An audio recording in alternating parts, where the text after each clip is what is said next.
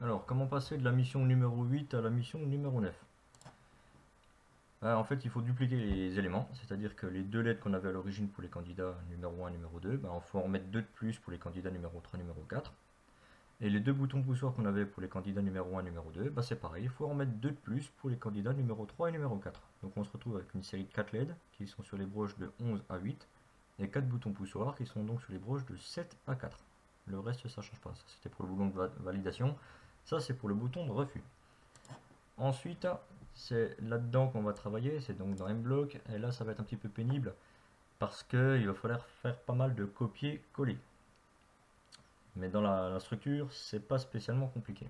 Alors déjà, tout au début, on n'a pas que deux candidats autorisés, on en a 4. Donc il faut mettre l'autorisation du candidat numéro 3 à 1 et l'autorisation du candidat numéro 4 à 1 également. Ce qui est fait ici. Ensuite, quand on va traiter le cas du buzz de chaque candidat, on n'a pas juste deux LED à traiter, on en a 4. Donc ceci, on va le dupliquer.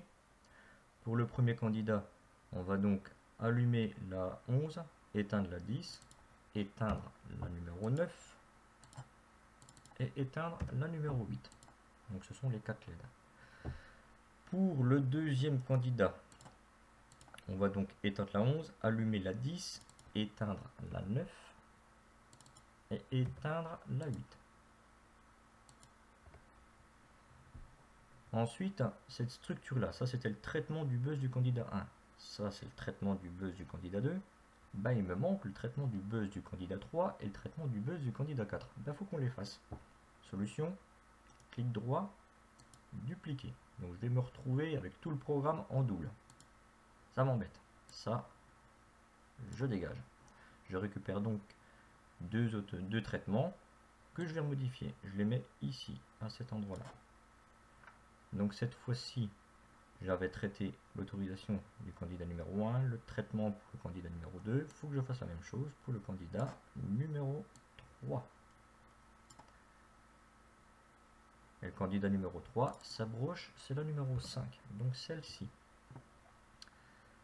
Si jamais il est autorisé et qu'il appuie sur son buzzer et que personne n'a encore gagné quoi que ce soit, on met la variable gagner à 1 comme on l'a déjà vu, et on passe l'autorisation du candidat numéro 3 à 2, c'est-à-dire un état dans lequel on est en train d'attendre de connaître la réponse.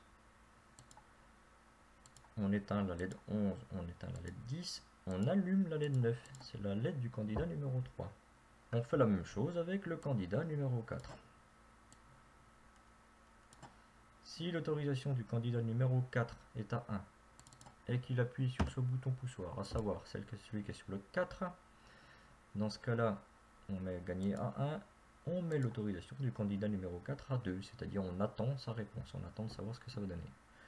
On éteint toutes les LED sauf la 8 qui s'allume. Donc la 8 c'est la LED du candidat numéro 4.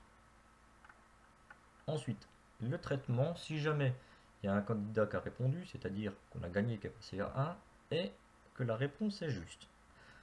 Il faut donc traiter également les 4 LED. Donc dans ce cas-là, ce qu'on va faire, c'est qu'on va copier ceci, les broches 9 et 8, et on va les mettre ici. On éteint donc les 4 LED des 4 candidats. Et d'ailleurs, au passage, je vais faire la même chose pour le cas tout à l'heure, quand le candidat aura répondu faux. Alors, pour l'instant, je reviens au cas où le candidat il a répondu juste.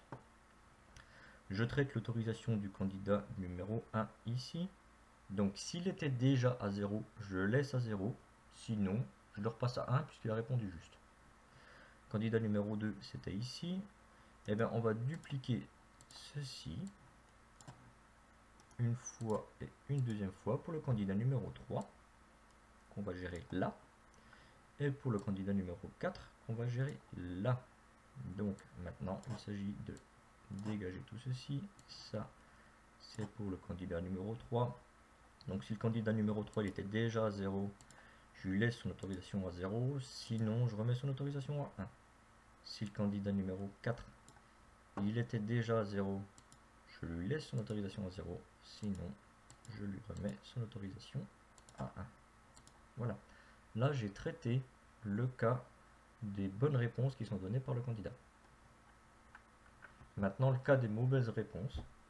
Donc si quelqu'un a gagné, si quelqu'un a buzzé, on va dire, et que c'est une mauvaise réponse, donc on éteint les 4 LED, j'avais déjà remis ça il y a 2 minutes, et bien là on traitait le cas du candidat numéro 1 et le cas du candidat numéro 2, et bien c'est pareil, on va copier tout ceci, enlever ceci qu'on a tout à la fin, rajouter ça à cet endroit là, sauf que là c'est plus le candidat numéro 2 qu'on traite, c'est le candidat numéro 3. Et donc il a donné une mauvaise réponse, le candidat numéro 3, on le met à 0. Et là, c'est plus le candidat numéro 2 qu'on traite, c'est le candidat numéro 4. Et on lui met donc son autorisation à 0. Voilà. Donc ça donne ce programme-là. Ce programme, si je le copie et que je le colle dans Tinkercad, voilà ce que ça va donner. Le candidat numéro 1 répond. Il fait une réponse juste, je lui valide sa réponse.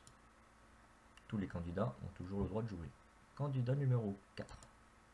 Il répond, mais il fait une réponse fausse. Je refuse sa réponse. Le tour du jeu suivant, le candidat numéro 4 n'a plus le droit de répondre. On va tester pour voir si ça marche. Si j'appuie sur le bouton pousseur du candidat numéro 4, c'est bloqué. Il ne peut plus répondre. Imaginons que le candidat numéro 1 veuille répondre. Et il a le droit. Mais il donne une mauvaise réponse. Je le bloque. Donc à ce stade du jeu, il ne reste plus que le candidat numéro 2 et le numéro 3. Le candidat numéro 1, il ne peut plus répondre. Le candidat numéro 4, il ne peut plus répondre.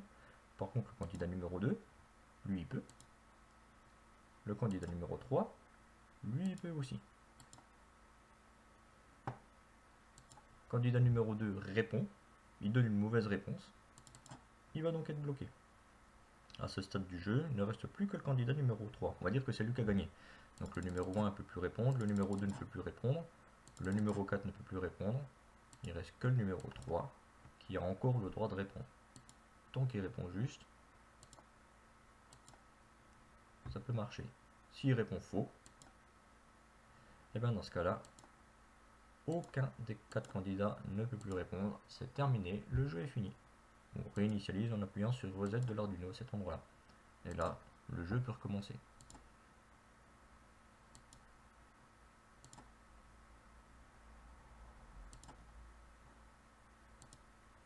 Voilà. Donc pour passer de la mission 8 à la mission 9, il n'y a pas énormément de changements de structure, c'est juste qu'on rallonge tout, on redouble tout par 2 en fait. Voilà.